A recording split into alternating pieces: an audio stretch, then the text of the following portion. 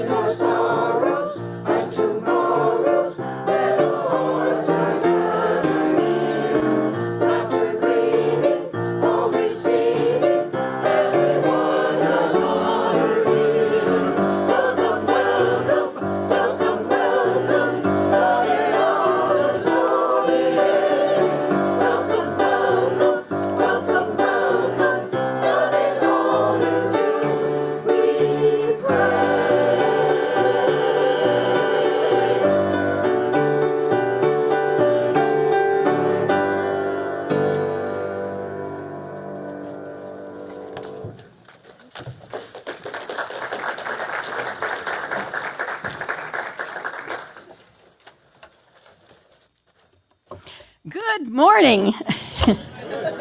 It is so good to see so many of you here today, in person and on Zoom. Welcome, Zoomies. I can't see who you are, but I know you're out there. I'm Bobby Bollinger, your worship associate this morning, but I have this funny feeling that you're here to meet someone else. We are all thrilled to be welcoming for his first Sunday in our pulpit our minister for the coming year, the Reverend Roger Fritts.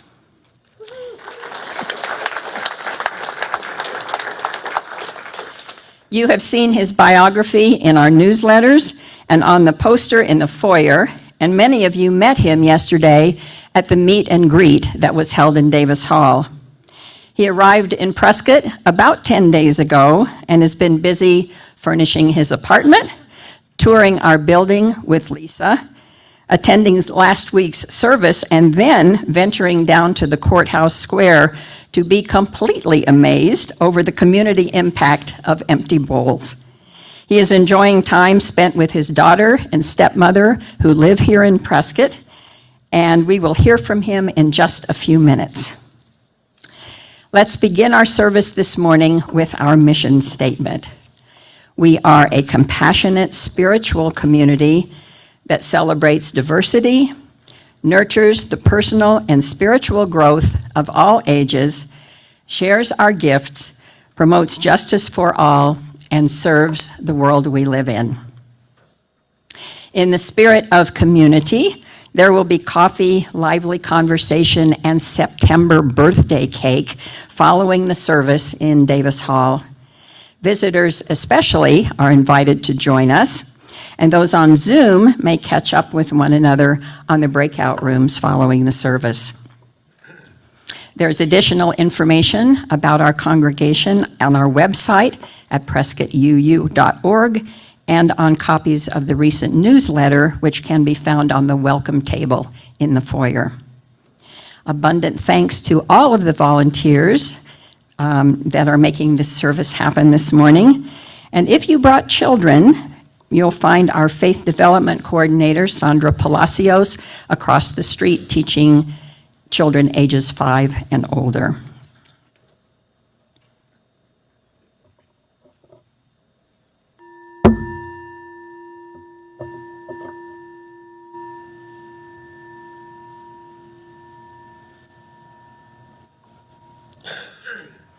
We now join UU congregations around the world in the tradition of lighting our chalice.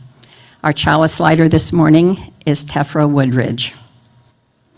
This reading was adapted by Betsy Darr. May this chalice give light and warmth to our community when we are joyful and when we despair. And may we feel the warmth spread from our circle to wider and wider circles until all know that they belong to the one circle of life.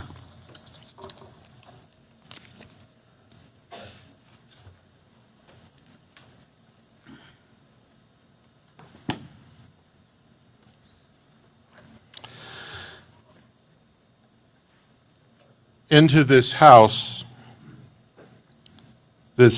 of blessed community, may we come to share, to learn, to speak, to listen, to grow together in the spirit of peace and harmony and love. And stand as you're able, and we will sing our opening hymn, number 361, Enter, Rejoice, and Come In.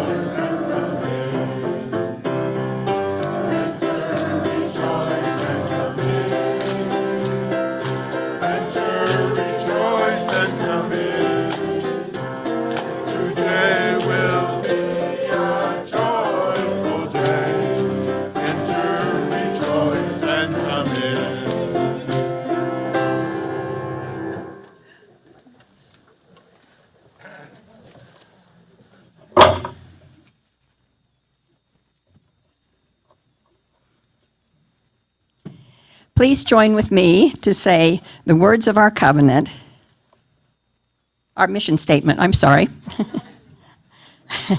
We did the mission statement. This is our covenant. Sorry. Love is the doctrine of this congregation, the quest for truth, its sacrament, and service is its prayer. To see together in peace, to seek knowledge in freedom, to serve others in community. Thus do we covenant together. Our beloved community is the heart of Granite Peak UU congregation. As we enter a time of meditation and music, we will take a few moments to silently acknowledge the joys and concerns that are in our hearts and minds. If you are experiencing a personal joy or concern, hope, despair, or gratitude, you are invited to come forward and silently drop a pebble in one of the bowls on either of these tables into the communal water as an affirmation of your feelings and our connection to one another. If you would like for your joy or concern to be shared with the congregation, please let me know and I'll be happy to do so. I will drop the first pebble in the bowl for Eunice Lovejoy, a founding member of this congregation who passed away 2 weeks ago at the age of 100.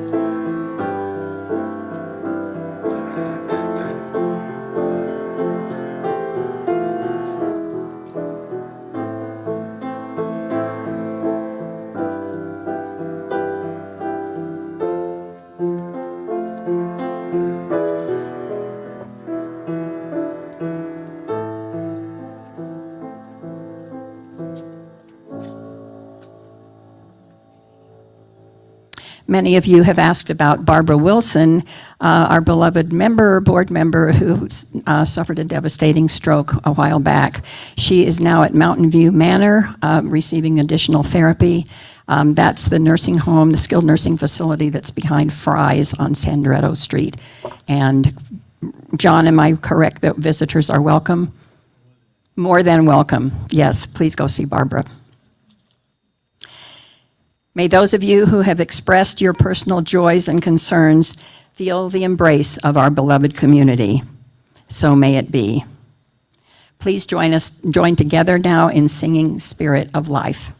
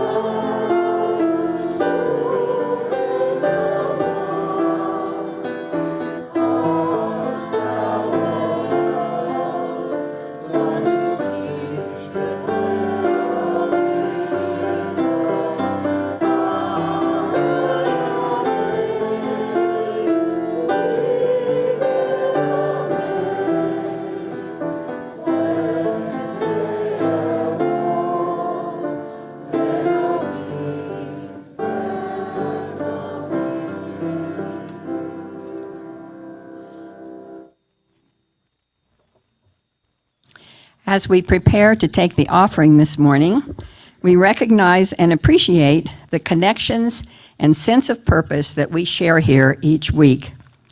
The congregation and its wide array of services and programs are supported by your generosity.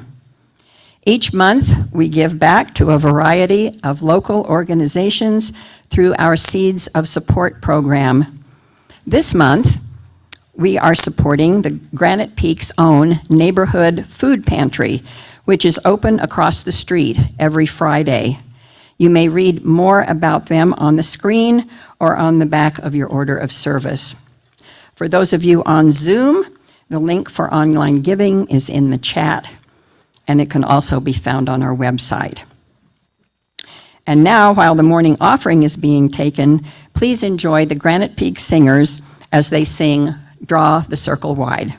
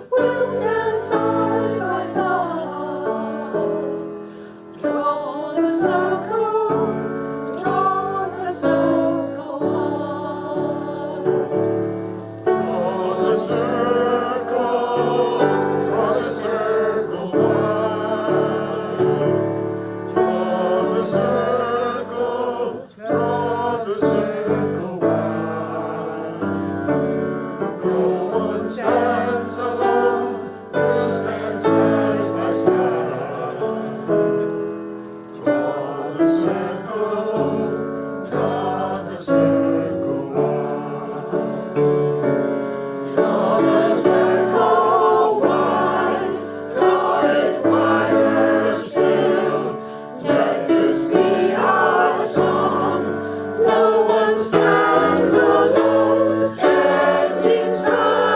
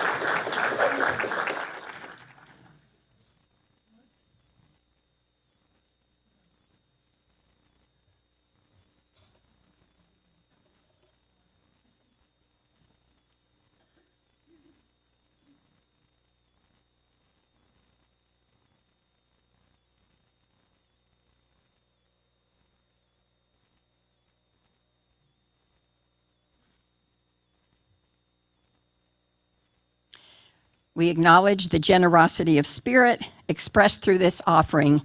What is given in love is received with much gratitude. Blessed be.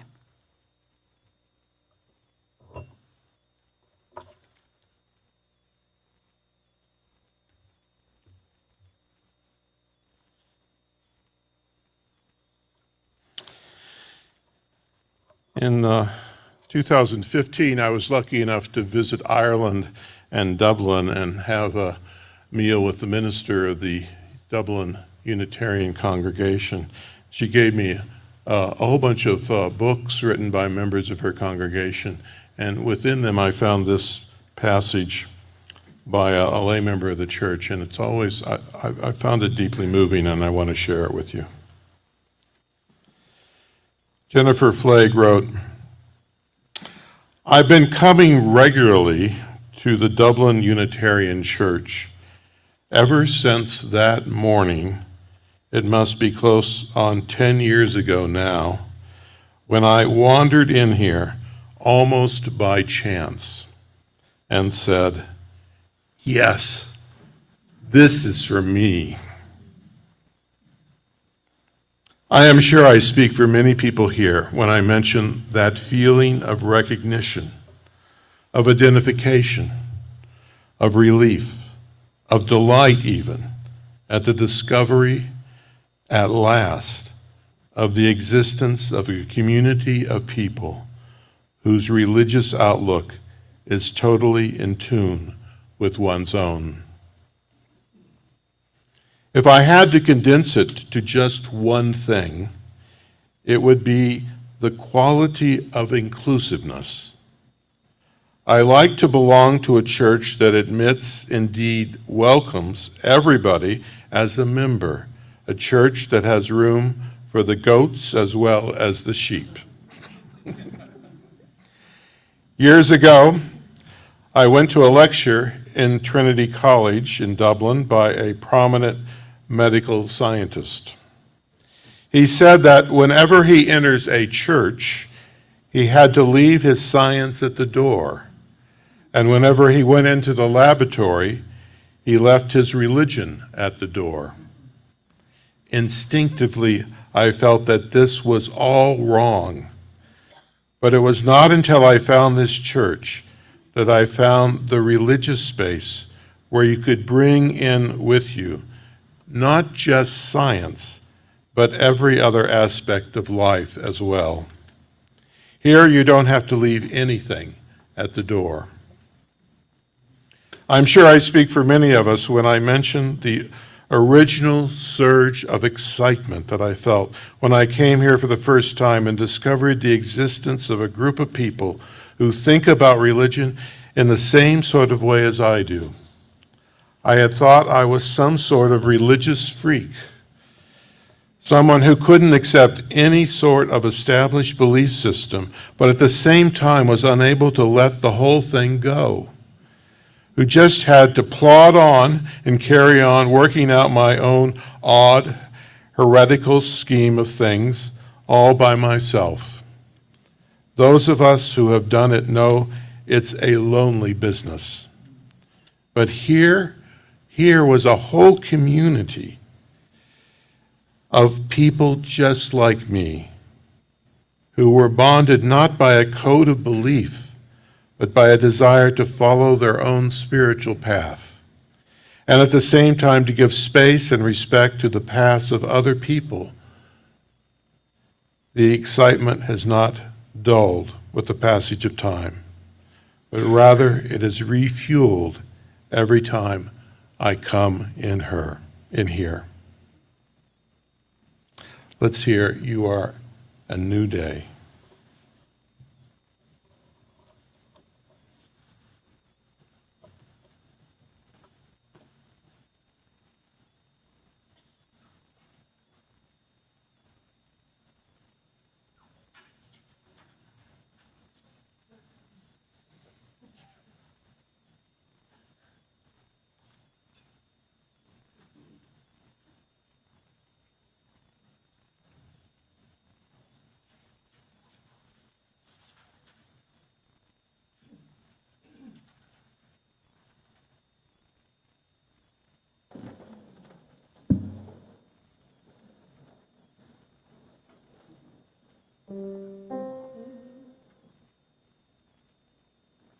You are the new day.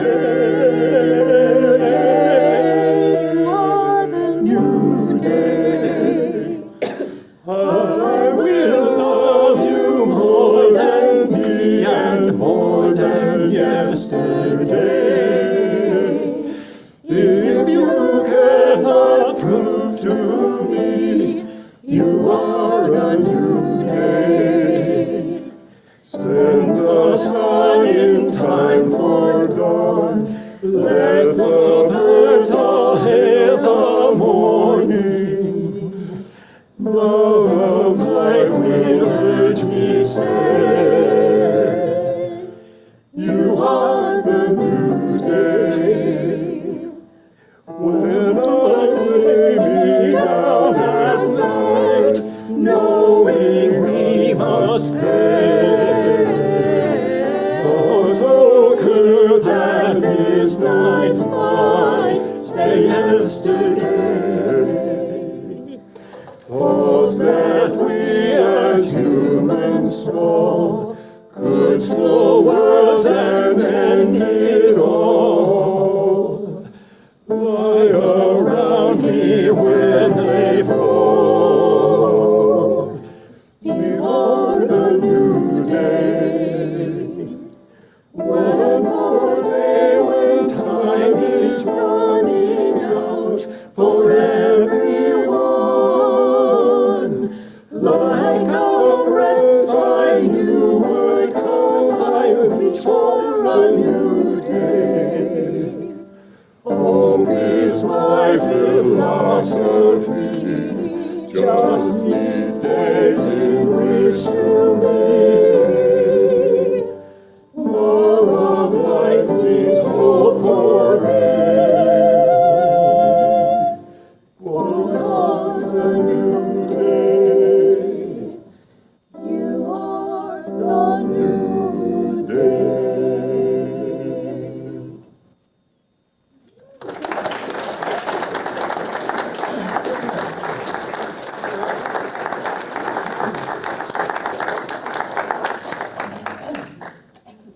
What wonderful music you have. This is great. Thank you.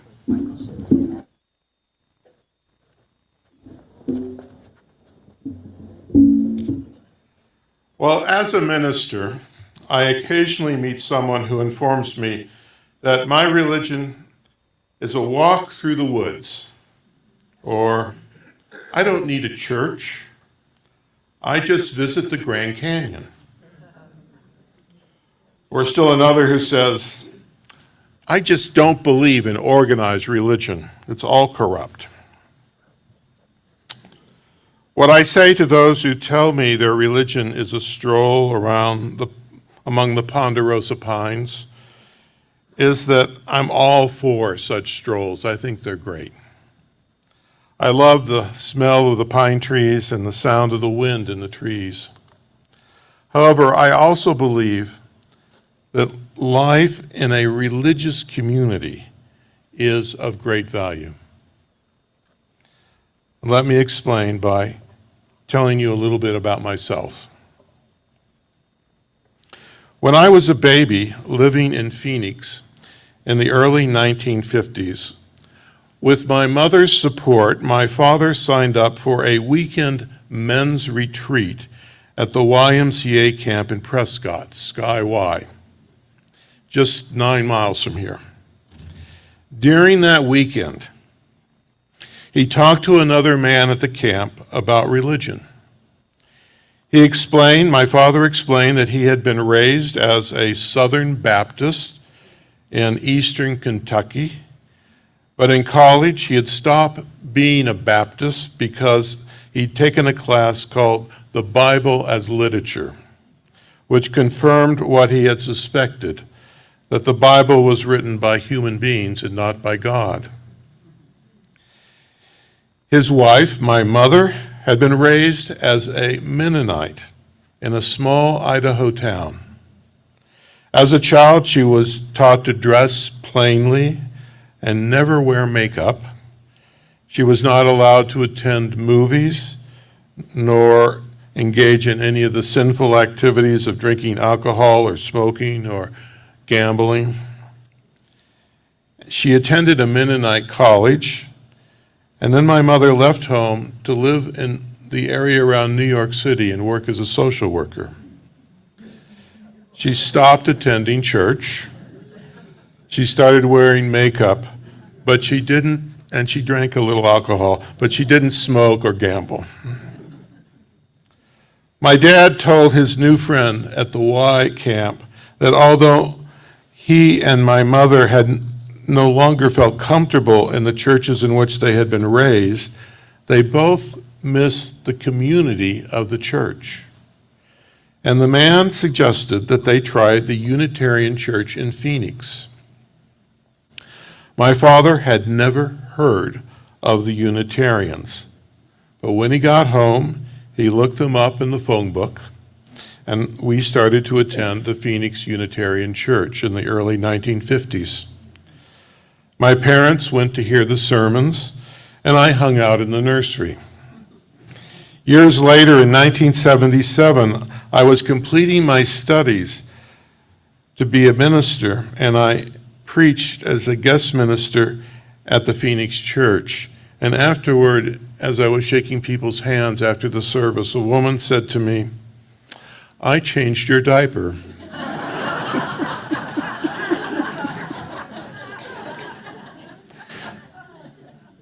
I wasn't sure how quite to respond to that. But after a moment, I said, "Thank you, thank you." Of course, growing up in Phoenix, the church community was important to me in many ways. When I was 14 years old, I was attending high school, West Phoenix High, and living in the city. My mother died after a long illness at Christmas vacation. My high school was 7 miles away from my home, and there was nearly 2,600 students in the school. None of the students or the teachers had ever met my mother. I had only a small number of acquaintances at the school, a few friends, but not anyone I was really close to. And when I returned from Christmas vacation after her death, most of them did not even know that my mother had died. I was 14 and I had no idea how to talk about it. Two of my teachers had read the obituary in the newspaper, and they reached out and tried to comfort me. I remember giving them the message I just didn't want to talk about it. It was my impression that I was not supposed to bring my private problems to school. Now, perhaps you've had a similar experience. Perhaps you've been at work and taken a phone call informing you of the illness of someone you love. You hang up the phone and you look around at your workers, your fellow workers, and you ask yourself, is this a safe place to express my feelings? Perhaps you've walked through a shopping mall or a department store and looked at the faces of people passing by and felt very much alone. Perhaps as a student, you've been in a classroom with strangers around you and had a feeling of isolation inside you.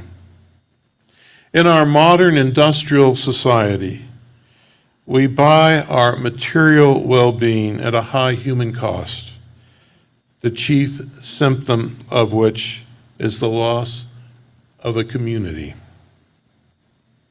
But there's a positive side to my own story. The year my mother died, my family was still actively attending the Phoenix Unitarian, now Unitarian Universalist Church. There were about 30 kids in the high school youth group, and there were 2 adult advisors. And all those people, all the kids and the advisors, many of the people in the church had known and met my mother because she and my dad had been active in the church for many years. They all knew she had died. In that youth group, people knew me. They knew something about what I was going through in my family.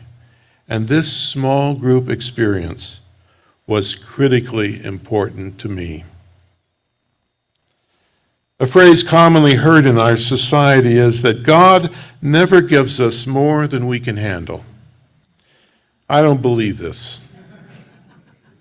Although we can handle a great deal, if we must, there are times when life gives us far more than we can handle, and we need the help of others. We are all dependent on one another. When we suffer from illness or an accident, or the loss of a job, or the death of a friend, or divorce, or the stress of child rearing, it is normal to need other people. Most of us need a religious community, as I did when my mother died. Sometimes life gives us more than we can handle. The feeling of support I felt from the people in that church when my mother died is part of the reason I became a minister. I want to help sustain communities that give people comfort and support when life gives us more than we can handle. Of course, if we commit ourselves to being part of a Unitarian Universalist community, we may find ourselves in the company of some people with whom we do not see eye to eye. They may do things or have ideas that irritate us or anger us. This was true back when I was in the high school youth group in Phoenix. Everyone I knew in my public high school were strongly supporting the Vietnam War. At least once a year, we would have school assemblies in which military officers returning from Vietnam would give patriotic speeches. Anyone who questioned our government policies was labeled as a coward or a communist. Yet over time, I became convinced that the war was wrong. Just as I had found a community of friends at the Unitarian Universalist Church after the death of my mother, I also found in the church people who respected my opposition to the Vietnam War. But not everyone in the church or in the youth group agreed with me. There was diversity within the congregation. One person in the Unitarian high school youth group was a strong supporter of our government policy. He was a good friend, and he went to the Naval Academy while I went on into the ministry. What I found back then in the Unitarian Universalist Church was not a community where everyone thought alike or agreed, but a place where people treated the views of each person with respect. People affirmed each other's dignity. To be sure, the community didn't work perfectly. There were people who resigned from the church because they didn't agree with the sermon or they didn't like the personality of the minister. And others felt frustrated and left because they found the church to be too much of a debating society. But there were many who understood the concept of an open community where people respected each other's views. The feeling of respect for diversity I felt from the people in that church is part of the reason that I became a minister. I want to sustain communities that are places for free thought and open discussion. Well, I attended college at Arizona State University. I did apply to Prescott College, but they didn't accept me. Arizona State University is a great school, though, and I'm glad I went there.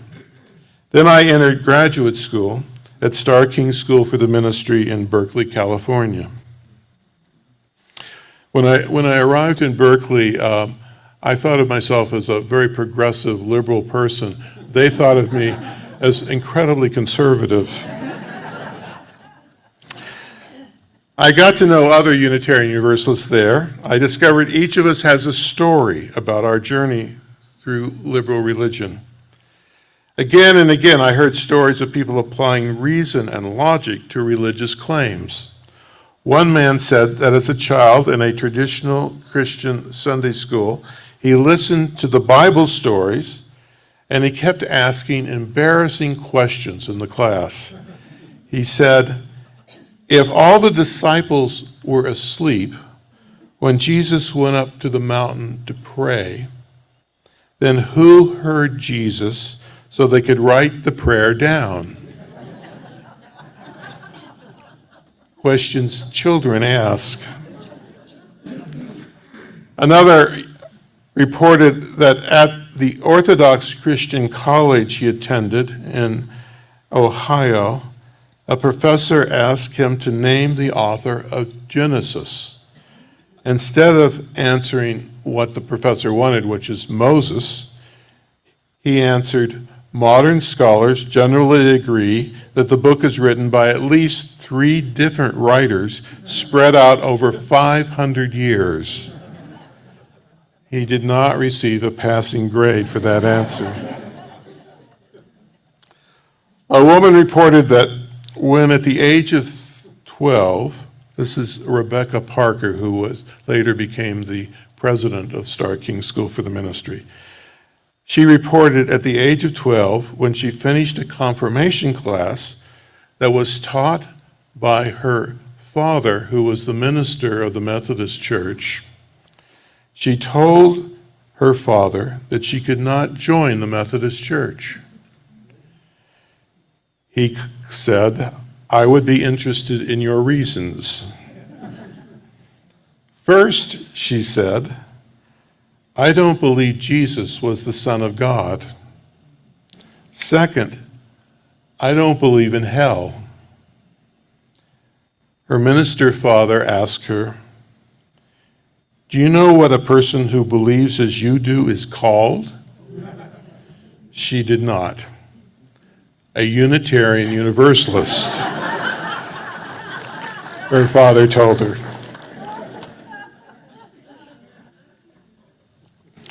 Trusting in our own logic and our own experience is a common theme in these stories. I became a minister to help support and sustain a community of people who value the use of reason and the scientific method as tools to help us develop our ideas about religion and morality. A community that respects diversity and values reason is a precious commodity.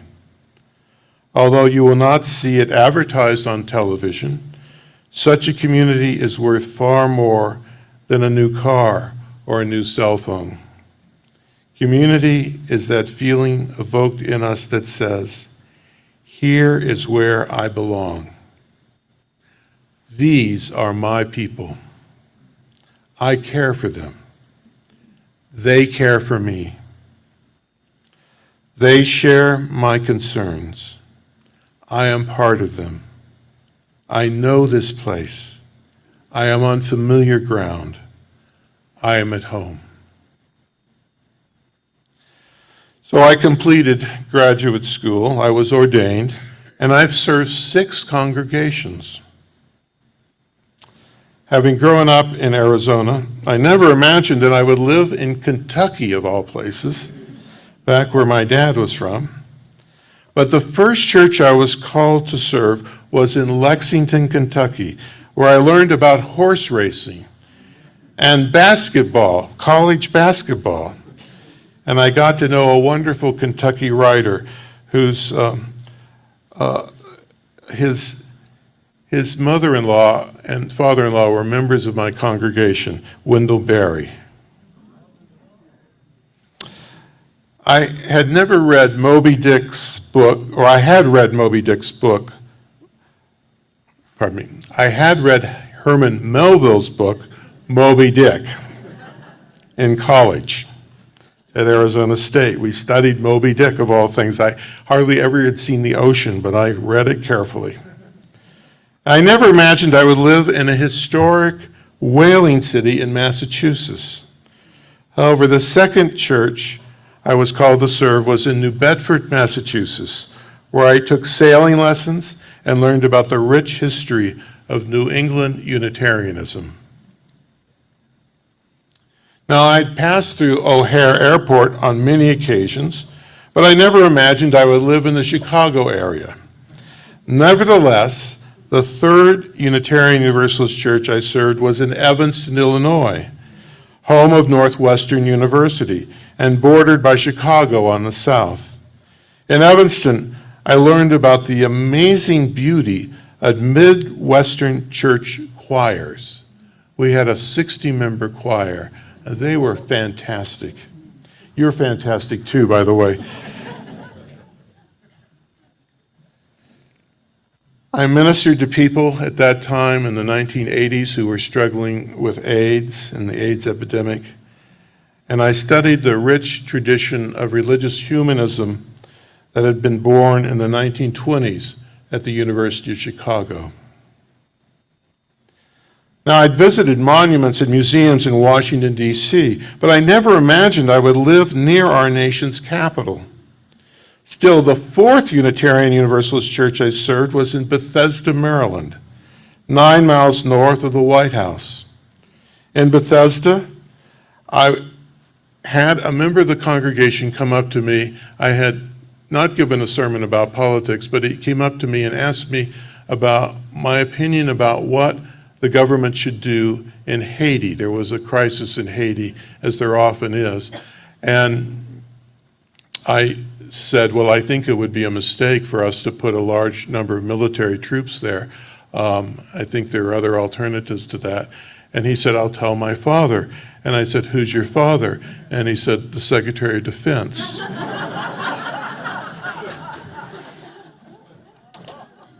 So I invited Unitarian Universalist Secretary of Defense William Perry to preach a sermon in my church, and he graciously agreed to do so. My daughter played on a soccer team coached by my member of Congress who lived down the street from me, Senator Chris Van Hollen.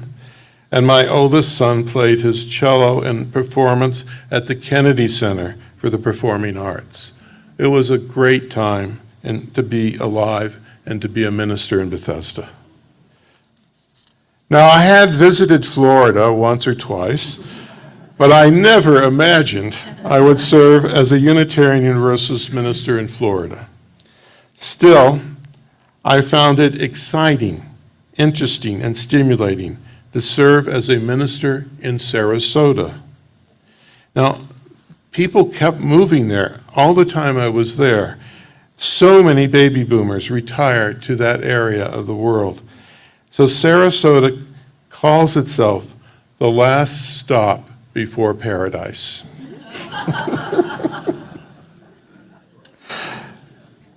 In retirement, I had been receiving emails from the Unitarian Universalist Association with the message that there was a need for retired ministers to serve as interim ministers.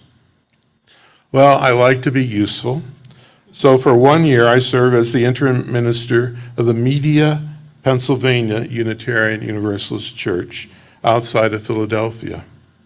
And now I am looking forward to being with all of you for a year. From my ministries, I've learned and relearned important lessons. I learned that when I am in pain, I need friends. One purpose of a church is to provide an environment where friendships can grow and develop so that in moments of joy and moments of loss, we are not alone. I learned that it is possible to respect and be friends with persons with whom I disagree. With rare exceptions, I discovered it's nearly impossible to dislike someone I have gotten to know in depth. When I really know what their life has been like, what they have experienced, what they fear, what they wish for, I see the common human nature which we share, which underlies all of our differences. And I learned that for most people, it's not enough just to come to church on Sunday morning. The church is too big to develop close friendships at the worship service and at coffee hour. It's necessary to be part of a small group within the congregation, just as I was part of a small high school group when I was a teenager. So in my ministry, I encourage each of you to join a small group within the church. It's the best way to get the full benefit of this religious community. Now, life is uncertain, and I have discovered I am not very good at predicting the future. I do not know who will be elected president. I do not know what will happen in the various wars that are going on around the world. I don't know how fast the earth will warm, or whether or not artificial intelligence is a good thing or a bad thing. In this congregation, there are, I'm sure, different views on all these things.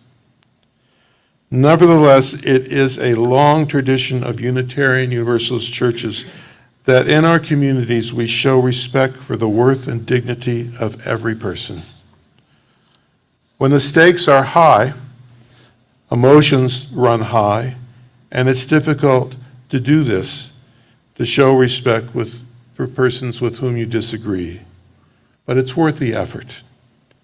This church is worth all the effort that you put into it. We can learn from each other. Well, as a minister, I am sometimes confronted by a person who says, my religion is a walk through the woods, or I don't need a church, I just visit Sedona. Or still another who says, I stand on my head on Sunday mornings. Well, I'm all for walking in the woods. I love to visit Sedona, and even a headstand may have merit. Still, I wonder, where do they go when they want to be with friends to celebrate a joy? Where do they go when they want to be with friends at a time of loss? Where do they go to consider the great moral and ethical issues of our time? It is in the nature of the human animal to move into face-to-face relationships with other people. To live fully, we need to be together, to talk, and to sing. We are creatures who need not only the beauty of nature, but also the beauty of a community where we can cry and laugh and learn together. Let's sing our closing hymn, number 145, As Tranquil Streams. I invite you to stand as you're able to.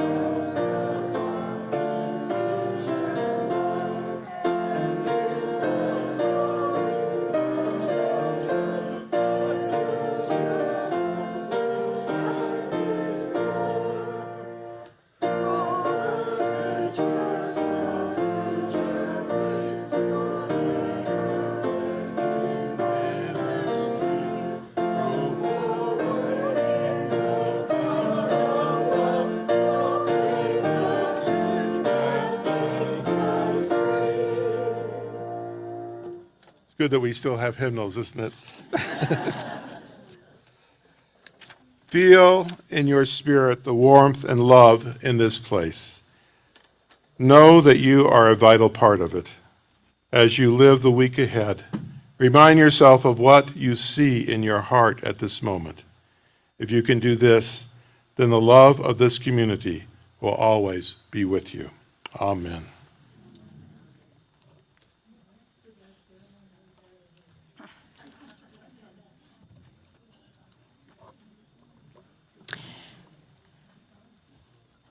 Thank you, Roger, for conceptualizing in your sermon what so many of us feel and know and understand about this community. We conclude our service this morning with the extinguishing of our chalice.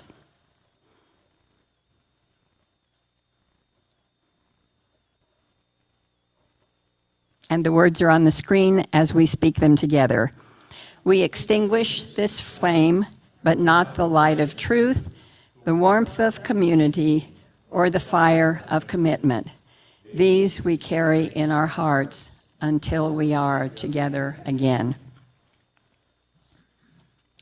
Our service has come to a close, but we have a few things that we'd like to mention. Leslie Grady and Patrick Grady would like for you all to know about the Peace Builders event that's going to be at Granite Creek Park this afternoon. Leslie has flyers if you'd like to know more about it. There's food, there's music, there's a great time in the park this afternoon. Also, Tracy Augustine would like to give us a slight update on empty bowls. Hello, hello. People requested, they said they're very eager to hear some of the early results. And thanks to all of you who joined us. It was an amazing day. It looks like our ticket sales, this is interesting, almost exactly the same as last year, averaged out to about 863 people. Last year we had 864 people. But the art raffle actually had an increase from $1,200 to $1,800, so it was very successful. And we did not have a merchandise table last year or a silent auction, so that brought in another $1,400. And then we did business sponsors this year, which we did not do last year, and that brought in an additional $7,000. So it looks like so far, record breaking, we're at $28,000. Yay. And we are going to try to do 2 Prescott Farmers Market sales for the bowls. We had a tremendous amount of giving from the potters, so we have some wonderful bowls available still. So we'll have 2 dates to sell more bowls, which many of you are involved in, and we will probably do 1 more day here at Granite Peak for other bowls. So we do have a shot at hitting our $30,000 goal, which is great. And then, of course, we do have some expenses. We don't have those all tallied yet. But I can tell you we will for sure have a record giving. We will give more to the food banks this year than in the past 26 years. So thank you again.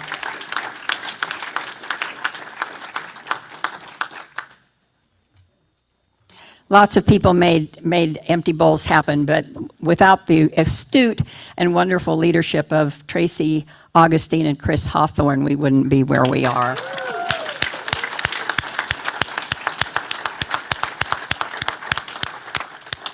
And one more thing I'd like to call your attention to is if you would like to give money to this congregation just by shopping for your groceries at Fry's, please see Frank Beeson, who will have some information, or you can see Lisa in the office who has information about how you can sign up to get a card at Fry's so that every time you buy groceries, some money will come back to Granite Peak.